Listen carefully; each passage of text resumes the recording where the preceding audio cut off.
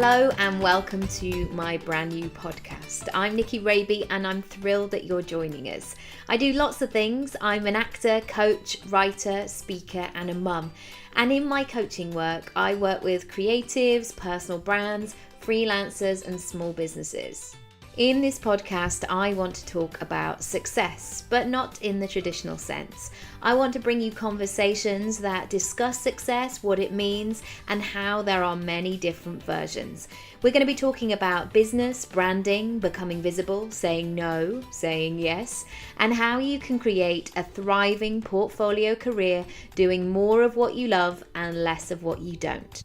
Sometimes there can be a certain mystery around the online world, so I'm going to be asking my guests how they started and grew, how they get paid, how they stand out, and how they create success on their terms. As always, please check the show notes for all things we mention and come and say hi over on social media at Nicky Raby or via my website nickyraby.com/podcast. In today's episode, I'm talking to my lovely friend, Jessica Stewart, who is a yoga teacher. In fact, she's my yoga teacher and she helped me so much in my pregnancy and gave me such a brilliant bag of tricks to be able to refer back to, breathing techniques and all of that stuff. It was such a happy time and her warmth and her heart really shines through everything that she does. And you'll hear that today.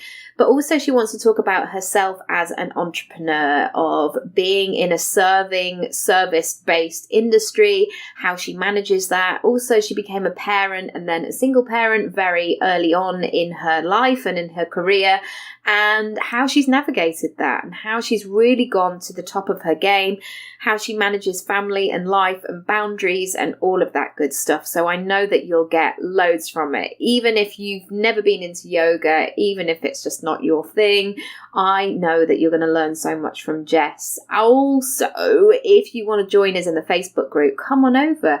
Dreaming and Doing with Nicky Raby, and you'll find lots of tips from me and live trainings and all kinds of good stuff. So I will see you there or over on Instagram at Nicky Raby. Show notes as always, nickyraby.com/podcast.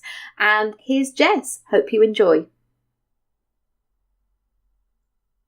Hey Jess. Hi Nicky. How are you? Thanks for being on the podcast. Oh, I'm great. Thanks for having me. What a lovely chat. And we're doing this live. We're doing this in the flesh, people. So, people, like we've got a huge gang. So, usually I do them remotely. So, it's lovely to do it in the flesh. So, let's start by what do you do and what are you all about? So I am a yoga teacher. I've been teaching for 8 years and I've done all manner of things within that role. So I teach retreats internationally and in the UK, teach tons of classes in London, do private, so one-to-one sessions. And I also now run 2 teacher training programs in London as well. So yeah, that's been a big game changer and really exciting work. So, and how did your yoga journey start? Okay, good question. It started way back when I was a teenager in terms of my growth into it and my pleasure from it.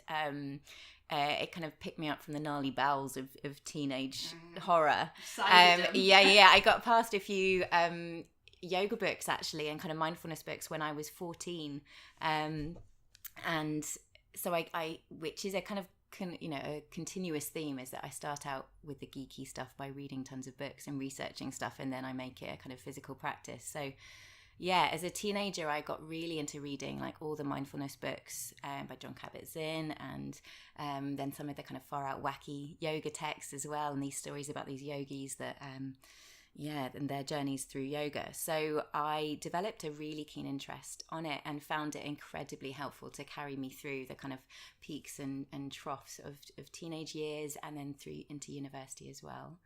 My first classes were with my mum in a gym.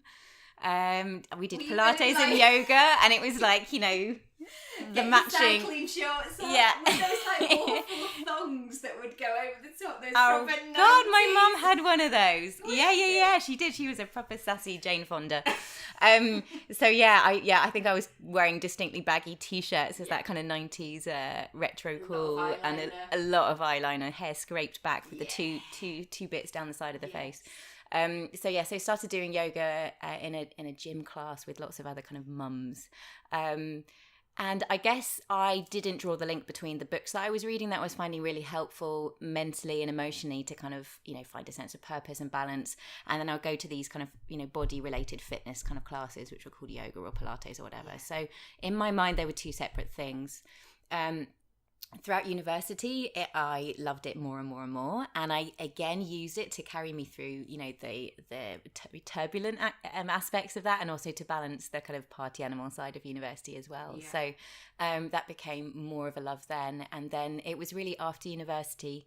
When I had my baby, actually, so I did everything back to front and inside out in terms of my life. I had my son, who's now 10, when I was 23. So I'd only been out of university for about a year, and I had got into yoga at that point. And it was really when I was pregnant, being like, oh crap, like this is a major life change. Like it was really when I was pregnant as well that I was, having done it for I guess 5 years by then. When I was pregnant, I was like, wow, okay, I'm facing one of the biggest, or the biggest life challenge at a time that I wasn't expecting to. And so that's when I think the dots came together in terms of the mindfulness stuff that I've been reading and into, and the physical practice that I've been doing on and off for some time. Those two aspects really came together as like, wow, I need to really look after my body because it's holding and nourishing a baby, and I need to really look after my energy levels and my mind so that I'm emotionally and mentally really present and there to face these challenges and make it work, at that young age. So that's when I really became embedded in the practice, and it became a real solace and recharge point, and continued to do, continued that way all the way through birth. And then once he was a baby again, like it was my real, my recharge point. But as a result, it's quite an unusual way into yoga for most yoga teachers, because most teachers would, go out to a lot of classes in their 20s and stuff like that, and really have a teacher to follow. Whereas a lot of my early practice was really self-led. I read tons of books and would kind of build a practice based on what I'd read. There wasn't even that much online stuff then, back in the dark ages. I don't think, did we have the internet? Yeah. I think I had a laptop. Oh no, I didn't actually. It was one of those big iMac, like the one that's like needs a whole room to house the big white screen. Yeah, totally. So it definitely wasn't there, but it was a case of ordering books online or from the library and reading them and looking at the pictures of the asanas and reading how you need to apply technique and understanding the principles of yoga. So again, like it's, I was reading it cognitively and understanding the theory, and then just being on my mat by myself and trying to figure it out. So I would travel up as Mabon, my son, got a little bit older. I'd travel up to London to do classes with the lovely big yoga teachers there, like Stewart Gilchrist and people like that. So that was my kind of mum treat, was to go up to London from where we lived in Sussex to do that. So I get classes every now and then, but that was my way in. I love the way you describe it, because I feel like with a lot of these things, especially like something like Instagram, that it's such an outward thing of like, it's the glamour or the leggings that you're wearing or where you have your juice afterwards. And for you, it's always just been that real practical, like, actually I just need to move my body, or I just need to iron this bit out. And kind of you use it as a daily tool in your life, not to sort of show off online. Definitely. Yeah, which is nice. I think there's a privacy and to my practice, and it's a sense of coming home, really, of just being like, okay, let's just check in. And it feels very private, to the point where I'm actually really pushing myself to make sure I go to tons of classes, because I'm lucky enough. The chameleon performance side comes out, but Yeah, now I live in London, which is fantastic. So I've got so many amazing teachers that I can go and practice with. So now I'm really focusing on going and being a student in a group context as well. But it's funny, it feels to me the opposite. I have to learn how to do group classes rather than most people are very dependent on group classes and really struggle with self-practice. Whereas for me, it's the other way around. So, yeah. How did you know that you wanted to train to be a teacher? Good question. So I definitely didn't think I would teach when I started the teacher training. I had actually I didn't think I was actually already teaching meditation and doing art therapy with people in yoga retreat centres before I did my yoga teacher training. And I'd been apprenticing or kind of supporting a teacher that I practice with in Sussex at a small studio there. So for 2 years previous to my actual training, I had been kind of supporting in a kind of backseat way a yoga teacher. And I had been running meditation classes at this retreat venue. So I felt very comfortable in that environment, but the actual idea of teaching yoga asana wasn't the main motivating reason for going. But I was going through a big transition and was thinking about leaving where I was living, and so ended up desperate to go to India and thought while I'm there it just makes sense to do a training and learn more. So it came out that way, really. Yeah. And how old was Mabon at this age? So Mabon was 2. Whoa, so Yeah. same as Oscar? Yeah. I'll say it to Matt when he comes home tonight. We're going to Yeah. But how was that? That was really full on. Really full on. When I look back at it now, I think it's totally nuts that I did that. But me and Mabon's dad had just broken up, but were incredibly supportive friends to each other, even at such a tricky time. Mabon's dad knew that I was really keen to do it, and he was really supportive and really kind of quite insistent that I should go and do it. He had been traveling for a little bit, and he kind of was like, it's totally your turn. You've got to explore and everything and develop this side of you. So I took Mabon with me and went out there on my own. And I distinctly remember sitting at the airport with Mabon, like him on a little chair opposite me, and just being like, God, this is it. Like the enormity of it, and him not knowing the enormity of it, and just that feeling of I've got to stay so strong and so grounded because I've got to help this transition for him be super smooth. So we'd packed up home completely and left our our home there, and then. And when we were out there, I kind of hired a little house. We didn't do tons of crazy traveling because for me it was about living somewhere else rather than taking him everywhere, because I think that's much more grounding and stable for a child to not travel around tons. And I do think that's when children get sick, is when they're constantly on the move and their nervous system gets a bit worn out. So we really made home, and he went to like a nursery and things out there. So like where to pitch up? I had a few friends that were able to point me in the right direction that go out there regularly. So so that was really helpful and invaluable. So I basically picked where we went because I knew there was like this eco jungle kindergarten around the corner. And then Mabon's dad came out when I did the training to look after Mabon while I was on it, and they'd meet up with me at the weekends when we got our like day off. So it was amazing. I couldn't have done it without the support of Mabon's dad, and I couldn't have done it without the support of the friends that kind of advised me to go to certain areas, and of the lovely community that I made out there, because traveling with a child is amazing because you connect to other mothers of any nationality. You meet on a common level. Somebody's eyes when you're in an aeroplane with a screaming baby, and you know if somebody's gonna be on side or not. Yeah, totally. Yeah. Mabon had a whale of a time. Like, he didn't get ill at all. He made tons of friends and spoke bits of Hindi and Russian and German and as well as English. So he really became like a lovely wild, happy, robust child in the process, which was really, really lovely to see. So does he still talk about it now? Yeah, he does actually. Yeah, he does. There's just little snapshots of memories, things like the toilets on the trains in India, which are like so shocking. Every child's going to remember it. The fact that there was just poo all over the floor and a hole onto the train track, and you had to hover over this hole and send your inner contents south through the hole.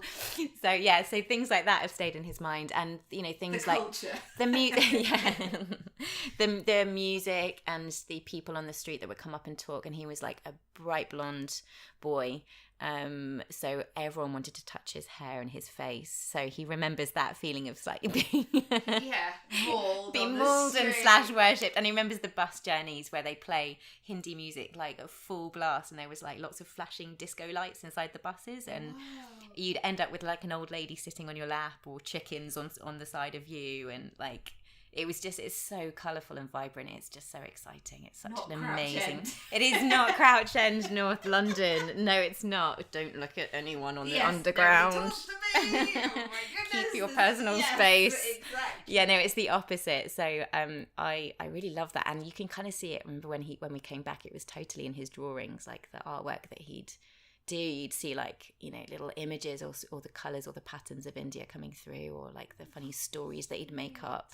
So yeah, and we're actually going back this winter. I didn't know this. I don't think I've told you this actually. Yeah, I'm running a retreat just down the road from where we used to live, where we had a little house near Patnam in Gonda, South Goa. And I'm taking just the most lovely group of people out there for a retreat, and some of my uni friends are going to be out there with their children as well. So big Christmas in India, and it'll be the first time we've been back, so that'll be amazing. I love what you said about co-parenting in that way, because I watched this program. I haven't said this to you, but I did a post about it on Instagram last night. Jada Pinkett Smith, who's married to Will Smith, she has this new series where she has her mum and her daughter, and she's the middle generation, and they're talking about stuff. And then it's called the Red Table Talk or something. I'll add it in the show notes. And also she brought in a conversation with Will's ex-wife, because he had a child beforehand, and how they all co-parent together.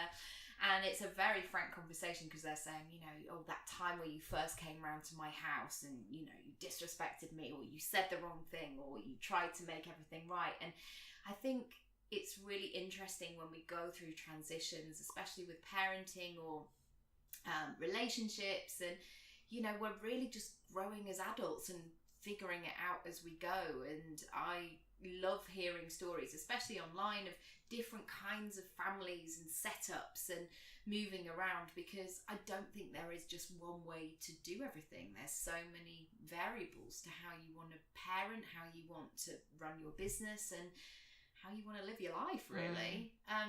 So how long were you in India? 6 months. And then you came back to London? Well, I came back and thought that I would go back to the same place that I'd left, just thinking, I'll just, it's a lovely little place, and I'll find somewhere else to rent. I'd arranged to stay with friends while I found somewhere to rent again. And I distinctly remember my dad had picked us up from the airport and was driving us back through. And I just had a really strong feeling. I was like, I cannot come back here. I cannot come back. I've seen too much. I'm a changed person. No, it was nothing too wanky. It was just a feeling of like, no, I can't. I don't fit the same mold again. And I couldn't really put it into words. But I ended up staying with my mum then for a couple of weeks instead in Brighton. And actually, when I was away, I had been teaching in retreat centres in India, and got some of the students that had been there on the retreat had contacted the studio that they went to regularly in London, and requested that I teach because they'd really enjoyed the retreat. So I'd actually come back and had an email from a studio in London saying are you based in London? Because if you are, we've had a few students come in and say they'd really like you on the schedule. So let us know if you're interested. I'm based in London as of tomorrow. Yeah, so I was then like, oh. And by then, Mabon's dad had moved to London as well. So in terms of sharing the parenting and making sure he had access and could see Mabon, and that I could build my career, I was like, well, it's a no-brainer. Like, it's funny, I kind of, you know, as I said, did everything back to front. So had a child really young and had moved to the countryside to do that perfect baking bread and making raw food all day long kind of life. And then I've reversed it and kind of came to London when he was a bit older. Yeah, now it's steak and chips every night, out on the tiles. Yeah.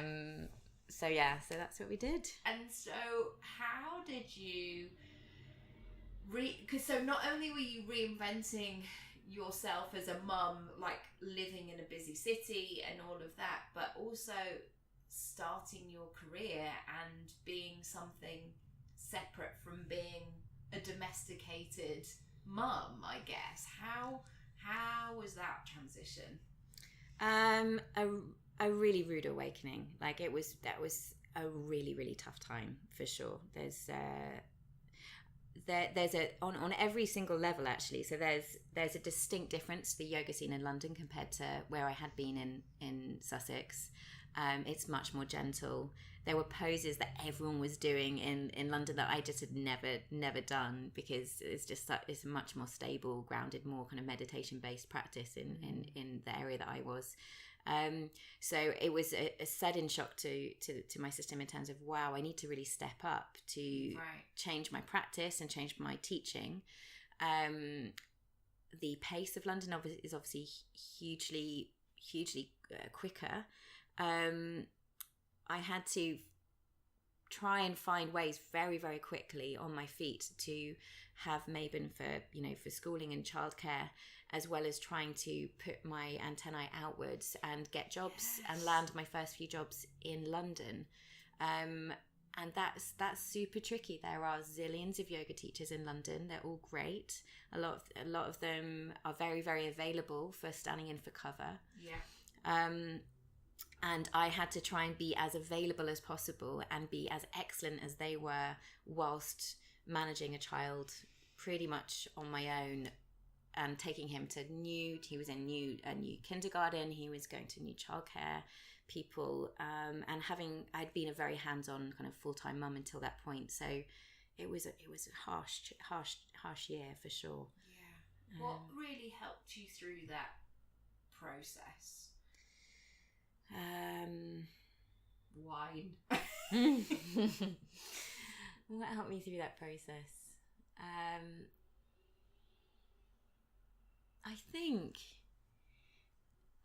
I just really, two things. I think in terms of parenting, Mabon was great. Like he's always been a really solid, grounded child, and you just have to make the best decisions moment by moment in terms of them, and also notice when things are not going well. My first place in London was in Brixton, and we lived down like the dodgiest street there was going. And when he was when he was walking down the street and asking why people were like basically pulling needles out their arms, I was like, we should move, shouldn't we? This is not the right place to go from like Sussex the idol. estate agent never mentioned this. Yeah. So making small responses in terms of finding the right place for him to start school and stuff like that. That was all or kindergarten. That was all really important, and so I had to just make the best decisions I could. So I was kind of learning a new city and where to get the right resources for him, as well as where to find and establish myself work-wise. So although that's very chaotic and difficult to deal with, I think that's also been the massive bonus, is that I was quite fluid at that point. So I moved from South London to North London quite quickly, because I was like, wait a minute, practically I'm teaching a lot in North London, and I've been recommended schools and stuff like that in that area. So I could be much more blow in the wind and go, okay, so let's get out of here and relocate to here. So whereas should it have been much more calm and organised, then I would have been much more fixed and therefore restricted as to where I was going to establish myself within London. And it was clearly the right move, because you've been here for 5, 6, 7 years. Yeah, it's sort of it. Yeah, and thank goodness. Hey?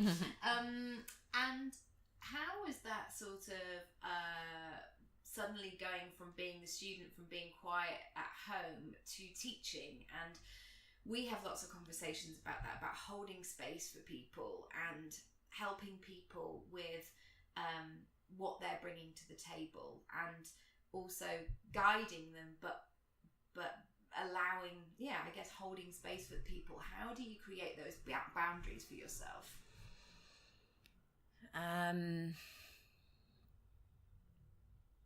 I think going back to the first part of your question about going from a personal practice space into teaching in a very public way, I think interestingly, a lot of us yoga teachers are introverts that are extroverted by necessity of teaching a class. So I would definitely put myself in that camp.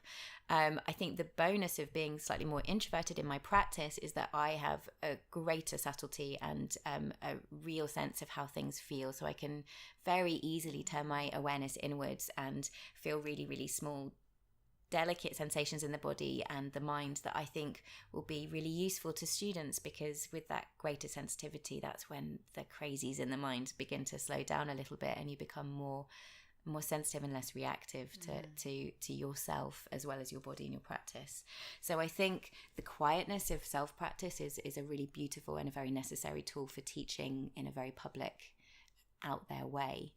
In terms of looking after big groups of students, I think being a mother's been the greatest tool that I've had, to be honest. In a way, like, I had to put myself out there for two reasons. One, because I genuinely believe that yoga is incredibly useful and can actually be, life-saving for many, many people in a tangible and in an emotional way.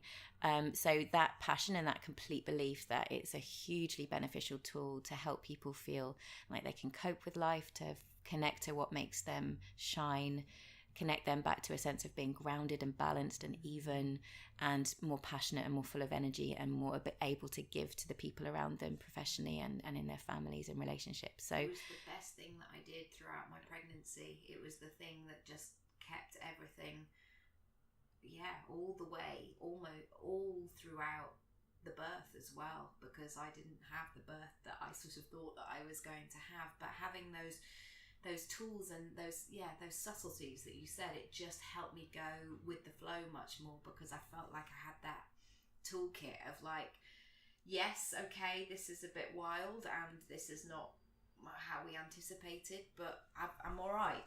I've got resources in there, and that's such a lovely thing that you're able to give to people. So that, I think that the total belief in that is what drives me teaching so publicly. And the other thing is Mabon as well, my son. So being a mother means that, well, I just had to make it work because I'm the breadwinner of the family, so damn it, like, it's gonna work. And I think we've talked about this a lot as mothers and entrepreneurs, that actually there's even though it can feel like a big juggling act and sometimes feels a little bit much, it's such a motivating thing being a parent and having to be so responsible in terms of really working and delivering something that will be of benefit to people, because it's not only a passion of yours but also it supports your family. And then I also think that the boundaries that you need to set and the space you need to hold as a parent is really important. So I feel like teaching is similar to parenting in a way, in as much as, not in a patronizing way, but in as much as you're looking after a space and you're guiding people to find a strength and resilience within themselves. So you're empowering others, and you're also needing to kind of be very clear about what you're saying and be sensitive and empathetic without being too thin-skinned or too reactive. So that reminds me of holding space for a tantrum kicking off big style in the house, and you just have to be like, okay, I hear you, but it will ride its way through, kind of thing. So I think that builds an empathy and a sensitivity as a teacher, which is a great bonus. Totally. I think I said about this yoga class that my mum used to go to years ago, and the woman had obviously read a few things about chakras but maybe had not finished the chapter, so she'd get people in a position and then be like, Yeah, just think of that chakra.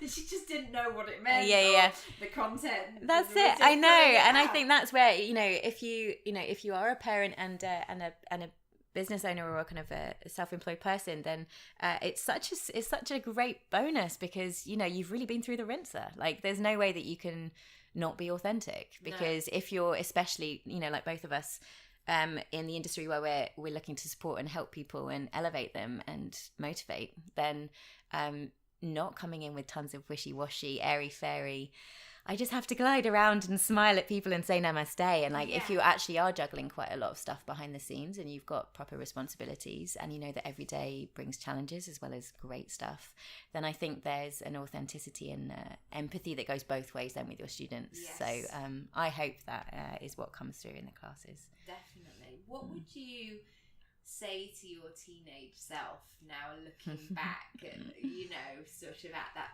14-year-old who was in the lycra?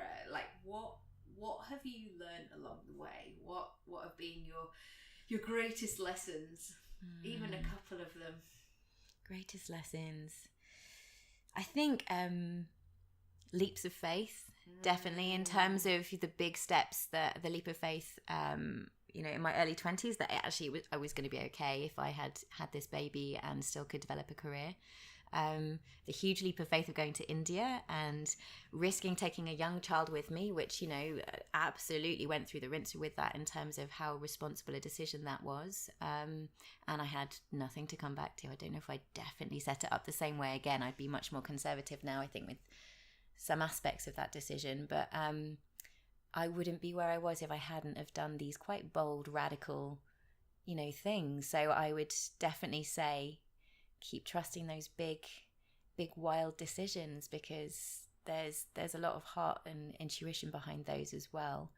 And once you've got that feeling like this is what I really want to do, then just back it up. Just then put slowly more methodical pieces behind that decision so it makes sense and it holds. In terms of me and my profession, I think, as I was saying to you earlier, and this comes from my teacher, Jason Crandall, who I've done advanced trainings with, is just being much more product oriented than personality based. So kind of, although particularly when you're sharing something that's very personal, such as yoga, or with you with the life coaching, we wouldn't be in this industry if we hadn't have found the process extremely useful. And tough as well. And tough, yeah. But in terms of having longevity in the industry, I think there's a point where you have to really hone your product, as in, like, what is it that I'm actually giving these people? Yes. And it's not me. It's not the me that needs to be at home or needs to go out with friends sometimes, or go for a swim. I'm giving myself as a yoga teacher, and that comes as an archetypal kind of role. So I need to be able to hold space for people and stay calm and grounded when I'm teaching and delivering a sequence, and all the pranayamas and breath work, and I need to be an anchor point for them in their practice, and focusing less on the personality that you think people are coming for, because everyone will be like, Nicky's amazing, it's Nicky's personality, blah blah blah blah blah, which is such a beautiful thing. But as 8 years into the industry, you start to go, oh God, but I have down days too, and I don't know if I can actually sustain this personality that people say that they really need and they really love, and that brings a kind of an inner dialogue that is actually quite depleting. So for me, I as anyone would, you have a kind of word with yourself about it, and it's the being very confident that what you're offering by way of whether it's a session or one-to-one, or whether it's a retreat or a yoga class, that you're really clear on what you want to offer and why you want to offer it and why you believe it's useful.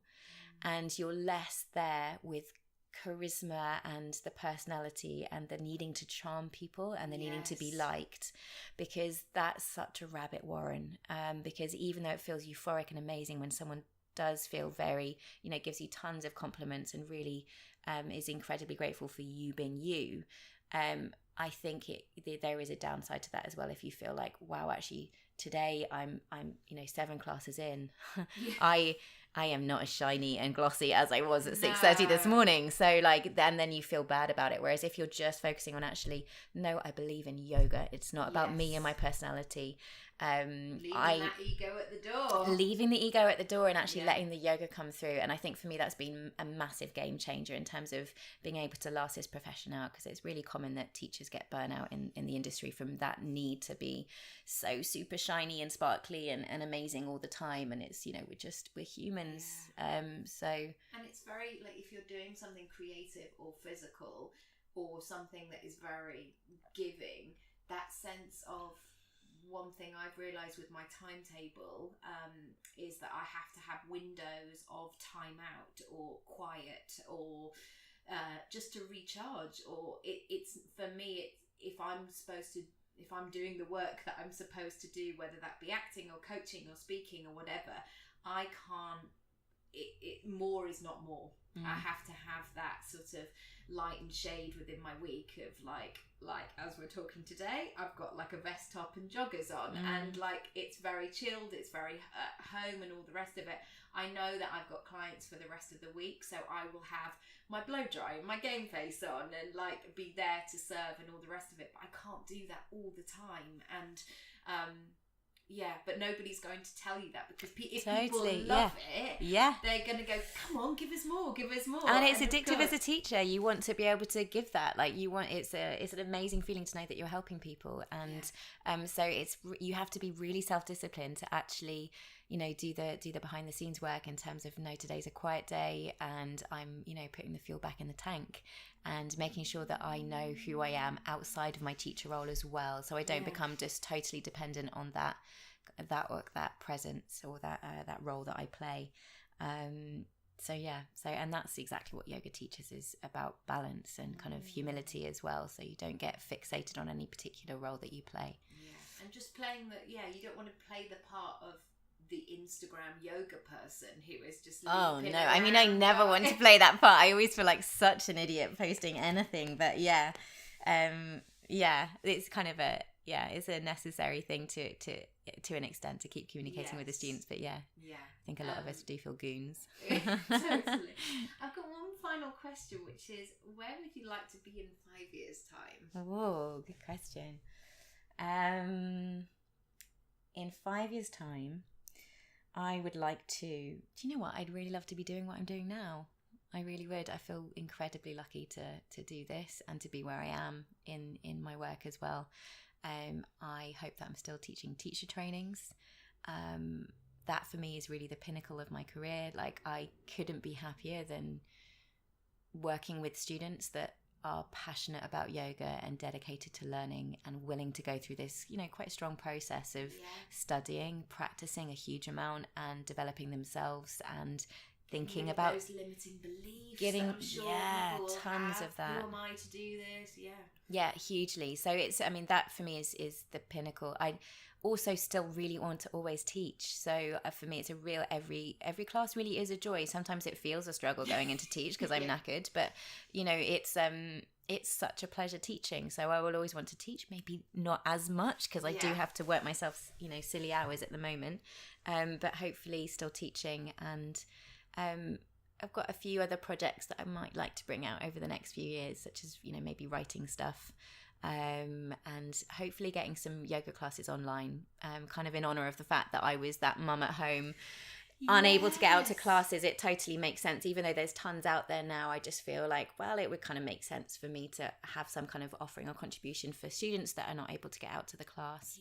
And somebody needs to hear it from you. I always think that about your classes. Like, I remember distinctly coming to yours for the first time and going, oh, I get it. Oh, she said it I don't have to be the best. And I remember sort of coming to like the hot yoga thing, and I had all this thing of like, well, I'm a bit ginger and I'm a bit pale and I'm not good with the heat and I'm not going to be like good at this and I'm a bit out of practice and all this kind of nonsense going on in my head. And you were just like, just go at your own like, you wouldn't have said, shut up, come on, just get on with it. But you just were so understanding of like, it's fine. And I think before, when I'd gone to yoga classes, I was like, I had that like ex-dancer in the back. I've got to be the best or the bendiest or the stretchiest, and it's not about that. Yeah, totally. Yeah. And also you helped my baby come in the world. Oh, I know. I was lucky enough to have Nicky in my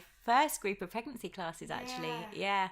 Which was just such a pleasure. Oh my goodness. And I feel very emotional thinking about it, because I think, that was felt a long 10 months, a long 40 weeks and 4 days. And I know that it could have gone different ways on the day, and I'm very happy that it didn't. Yeah. He's here, and that's lovely. Oh, and he really is. He's an absolutely gorgeous boy. If people want to come and chat with you and find out more, where shall they go? So I have a website with tons of yoga blogs on, which you're more than welcome to dip into, and a couple of online classes if you sign up to the website, and that's jessicastewartyoga.com.